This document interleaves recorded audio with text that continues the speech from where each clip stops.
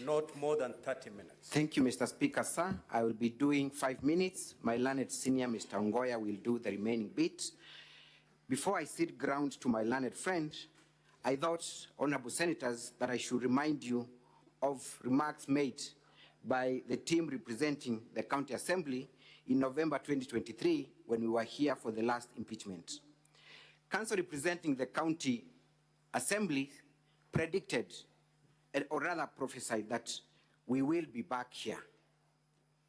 But Council then was very quick to put a disclaimer that though he's not a prophet, neither does he come from a family of prophets, he was sure that we would be here.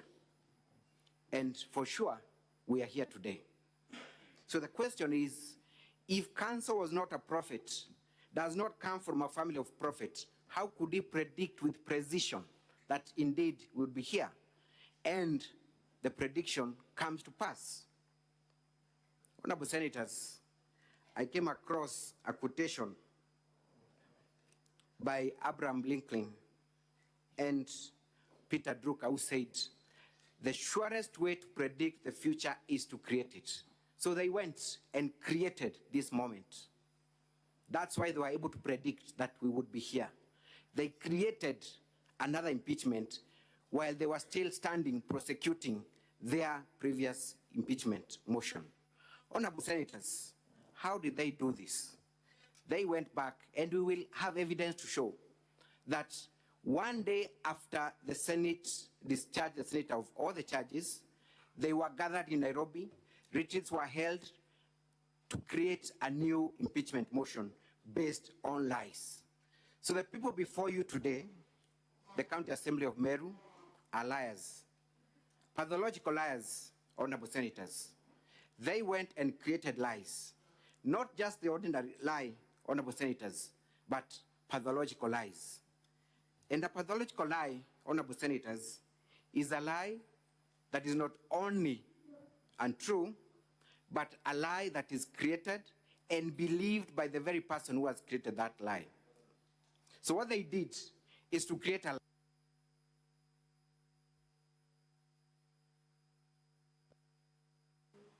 Senator Mungatana, you will have an opportunity to make intervention on this opening statement when the time arises.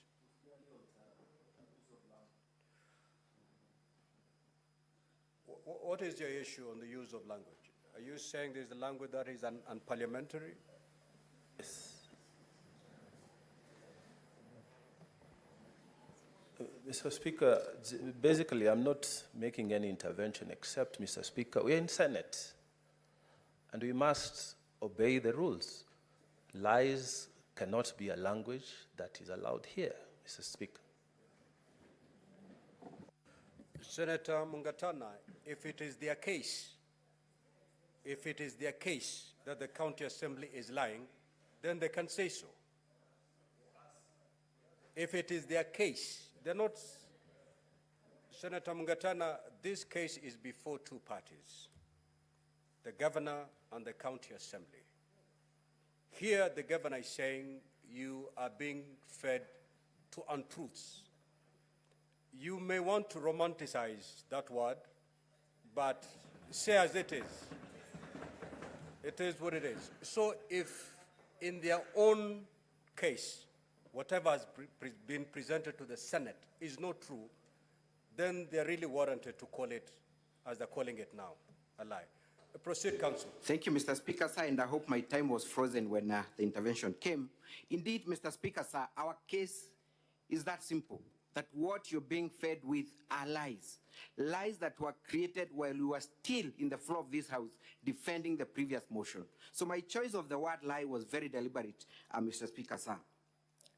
And the argument, Mr. Speaker, sir, is that the County Assembly has created a lie, told the lie, repeated the lie so many times that it started sounding like the truth. They actually went ahead and believed that lie.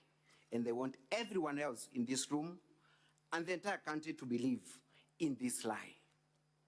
And when we look at them in the eye and tell them it's a lie, they get bitter. They get mad. They accuse senators of being bribed. They accuse the governor because they want us to believe a lie, because they have themselves created a lie and believed in a lie. Honorable senators, Shakespeare states that a rose by any other name shall still smell as sweet. No matter how much mud they sneer on the governor will remain clean. The governor will remain blameless.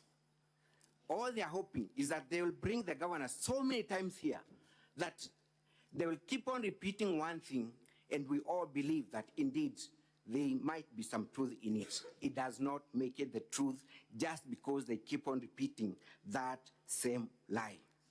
Honorable senators, you are sitting here as judges, analyze the evidence, scrutinize the evidence, ask questions to the witnesses that will produce here, and if it does not add up, send them back. Tell them it is a lie, and it is a lie, and the fact that you're repeating that lie will not make it the truth. I yield to my learned friend to proceed. Thank you.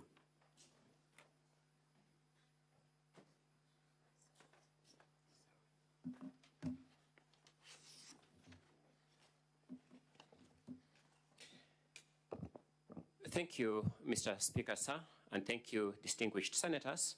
For the record, once again, my name is Ongoya. Mr. Speaker, in view of the earlier interventions, may I know how many minutes I still have for ease of time management? Just proceed. It shall be indicated to you as you proceed. Thank you so much, Mr. Speaker. Mr. Speaker, on November 8th, 2023, I had the privilege of appearing before this Senate and addressing this House on a motion for the removal of Governor Kawira from office. That was the third attempt that had been made to remove Her Excellency, Honorable Kawira from office by impeachment. It was, however, the second time that attempt was reaching this House. As we stand here today, this is the fifth attempt to remove Governor Honorable Kawira from office, although it is the third time in total for those attempts to reach this House. It means, Mr. Speaker, distinguished senators, between the time we came here and today, 2 attempts have been made to remove this governor from office between November 8th and today.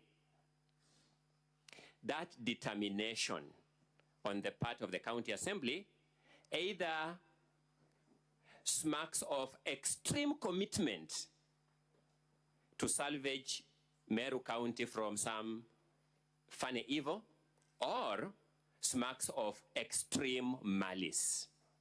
I submit very respectfully, I doubt that there can be any middle ground. In my oration before this House on 8th of November last year, I said, and I quote, "It matters not whether she shall be brought here 100 times. You cannot victimize her because those who torment her are tireless in their torments against her." I retrieved these words from the Hansard of this House. But let me take a step back. Let me take a step back and ask, why did I include these words in my oration, Mr. Speaker, sir? I said those words because while we were before this House, while we were sitting here debating that motion, the mover of the present motion sounded a warning to this House. We didn't have an opportunity then to adduce that evidence because we had already finished our filings. We have an opportunity now to adduce this evidence. And she said, and I quote, "I want to urge our Senate, if they reinstate Kawira, they should know we have 6 more times to impeach her."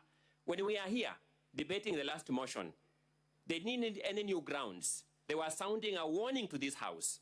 Release her and we shall come back 6 times. If they reinstate her, we will impeach her until the 6th time, so that we tell the people of Meru we did our best. We tried to impeach, but the Senate reinstated her. At an appropriate time, not now, we shall play for you clip VKM1, where you'll see those words verbatim. It means we are here today as a matter of statistical count on the part of Honorable Zipporah Kinya. She has 5 more times to go.